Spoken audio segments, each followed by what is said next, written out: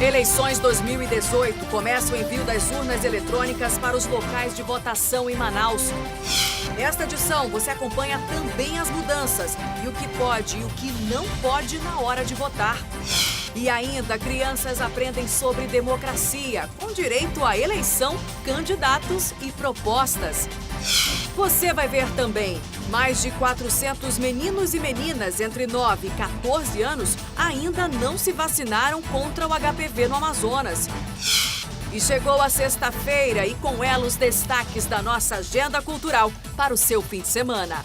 É agora, no A Crítica na TV.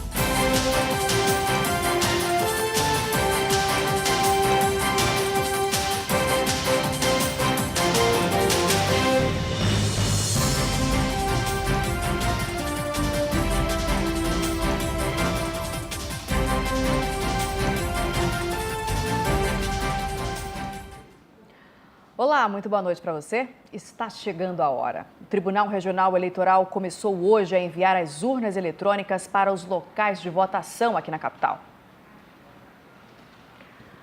Ai, estava bagunçado, Yuri. As urnas seguiram para 177 escolas estaduais e 233 municipais, onde as aulas foram suspensas e serão retomadas na segunda-feira. Universidades públicas e privadas também vão receber o equipamento até sábado. Depois de saírem do TRE, elas ficam sob proteção de policiais e militares. Depois das eleições, a partir das 17 horas, todas as urnas são recolhidas e elas vão pernoitar lá no comando da Polícia Militar, aqui no bairro de Petrópolis. Só vem para cá para o depósito de urnas na segunda-feira. Cerca de 35 mil pessoas, entre servidores, técnicos, mesários, juízes e forças de segurança, atuam nessas eleições em todo o estado. Esforço de meses para permitir que, nesse domingo, os eleitores amazonenses expressem com liberdade sua vontade genuína na cabine de votação. E amanhã o TRE faz, a partir das 9 da manhã, o sorteio das urnas que vão passar por auditoria. O procedimento é necessário para verificar se as urnas estão funcionando normalmente. Qualquer pessoa pode participar dessa avaliação pela internet ou pessoalmente no Centro de Divulgação das Eleições, que funciona no próprio tribunal, localizado na Avenida André Araújo, Aleixo. Há 2 dias das eleições, o TRE ainda não julgou todos os candidatos que estão concorrendo ao pleito deste ano. Quem tem os detalhes sobre isso é a Tamires Cler, com quem eu converso agora ao vivo. Tamires, esses que não foram julgados ainda assim podem receber votos? Boa noite para você. Oi, Nayandra, boa noite para você, boa noite a todos. Podem sim receber votos, eles vão ter os nomes nas urnas, eles inclusive conseguiram fazer a campanha deles normalmente. Até agora, o Tribunal Regional Eleitoral ainda precisa julgar o pedido de candidatura de 6 candidatos. São 4 candidatos a deputado federal e 2 para deputado estadual. De acordo com o TRE, o que acontece é que esses processos, eles sofreram algumas alterações ao longo do percurso. Por isso, os prazos processuais mudaram e os prazos processuais são mais importantes do que o próprio calendário eleitoral. Então, esses candidatos vão estar sim nas urnas e é uma situação parecida, por exemplo, com aqueles candidatos que tiveram o pedido de candidatura indeferido, mas entraram com recurso. E agora esse recurso está sob análise do Tribunal Superior Eleitoral, que deve então julgar se esses candidatos eles vão poder assumir o cargo ou não, caso sejam eleitos. Tudo depende então se eles vão aprovar o pedido de candidatura ou não, Nayandra. Tá certo, Tamires, muito obrigada pelas suas informações. A gente volta a conversar ainda nesta edição. E olha, ficou para amanhã, véspera do primeiro turno, a decisão sobre a gratuidade do transporte público no domingo de eleição. Por causa do pedido feito de última hora pela Prefeitura de Manaus, os vereadores vão se reunir no sábado em sessão extraordinária só para votar a matéria. A dúvida é se terá quórum mínimo de 21 parlamentares. Isso porque dos 41 vereadores, 23 estão em plena campanha eleitoral na capital e também no interior do estado. Após a sessão de votação, caso o projeto seja aprovado, precisa ser sancionado pelo prefeito Arthur Neto e publicado ainda amanhã em uma edição extra do Diário Oficial do município. Essas eleições movimentaram bastante as redes sociais, os eleitores fizeram questão de opinar sobre os candidatos. Mas é claro, o perigo com a influência das fake news, as notícias falsas publicadas na internet, preocupou e muito a Justiça Eleitoral. Os eleitores estão cada vez mais conectados nas redes sociais. E as fake news estão entre os assuntos que sempre surgem na hora de pesquisar a respeito dos candidatos. Muitas vezes eu busco algumas informações, mas nem sempre acredito naquilo que está exposto na internet. A Pedriane também garante que sempre verifica a procedência das informações antes de compartilhar. Dependendo do site, né? Se faz sentido, dependendo da pessoa também.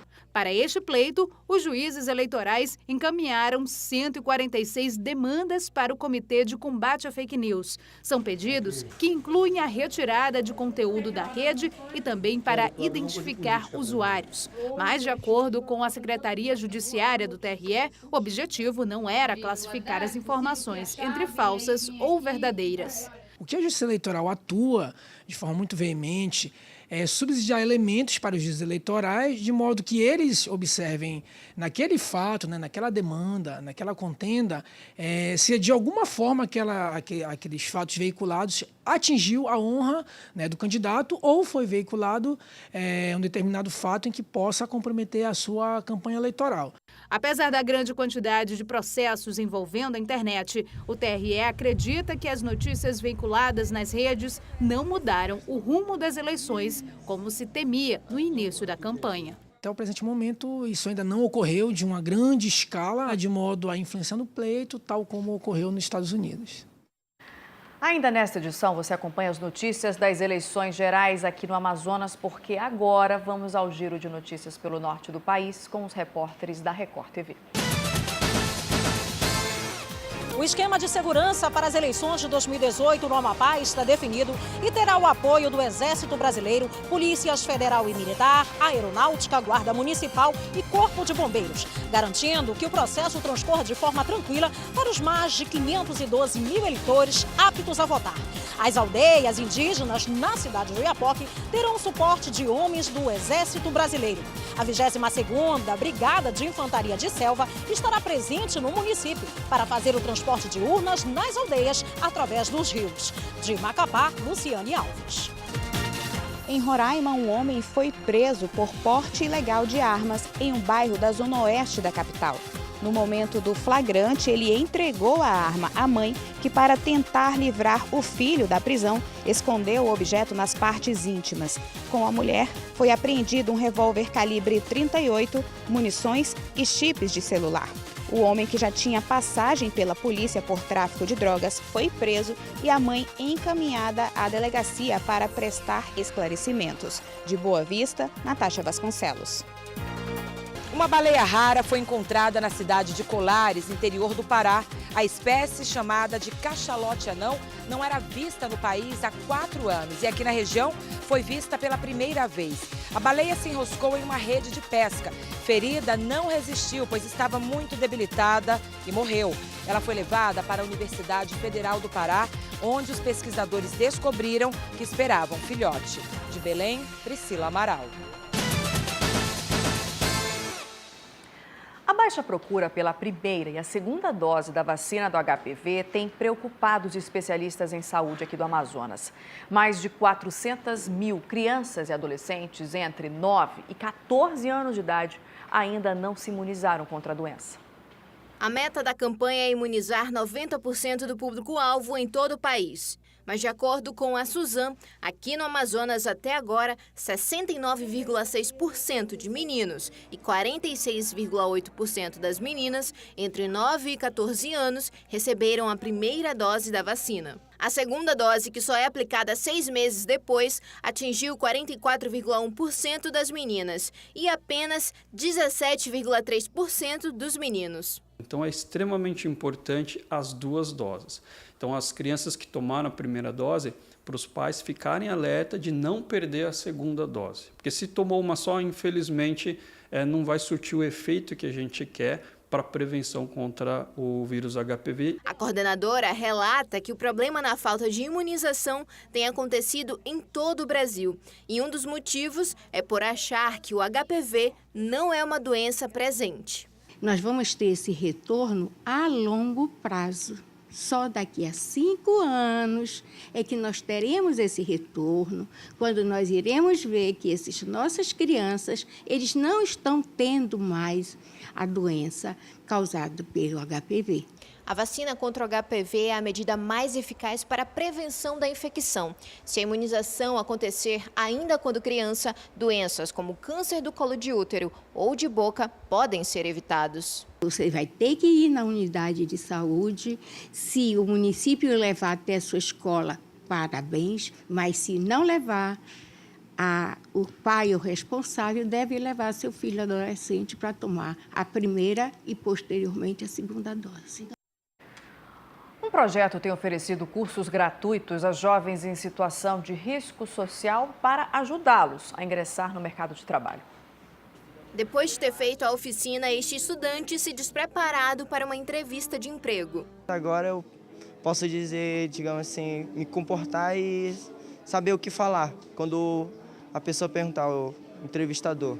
Até o momento, o CIE Amazonas já formou 125 jovens em vulnerabilidade social através de oficinas de acesso e integração ao mundo do trabalho. A meta é proporcionar oportunidades. A imagem, postura profissional, relacionamento interpessoal, que justamente vai facilitar com que ele seja inserido mais facilmente no mercado de trabalho. E o entusiasmo de participar desse evento é grande, porque pelo que ele sinaliza, porque se está garantindo uma oportunidade de emprego, de trabalho e contribuindo para a formação desses jovens. Exemplo disso foi a Renata, que participou da primeira edição e agora é aprendiz numa empresa nacional. Insistir sempre, não deixar de desistir na hora que tu vai achar que tu não consegue aquilo. O programa que a Renata faz parte também é oferecido pelo CIE, o Aprendiz Legal. É um programa que tem um cunho social belíssimo, de acordo com a Lei 10.097. Nesse caso, ele tem uma característica profissionalizante. As empresas que são obrigadas a contratarem através das suas cotas, o CIE está à disposição com diversos cursos que nós ofertamos aqui em Manaus. No total, 17 jovens que passaram pela oficina já atuam no mercado de trabalho. E mais um projeto pretende incentivar não só o desenvolvimento profissional, mas também o humano. Temáticas como identidade, sexualidade, cidadania, atividades como capoeira, dança, pintura, enfim, música. Aliado a isso, uma preparação, para o mundo do trabalho. Depois do intervalo, você acompanha as mudanças e as regras para este domingo, dia da votação. E mais, crianças de uma escola aqui em Manaus aprendem sobre democracia e participam de uma mini eleição com direito a candidatos e até propostas. Agora são 7h28. O A Crítica na TV volta já.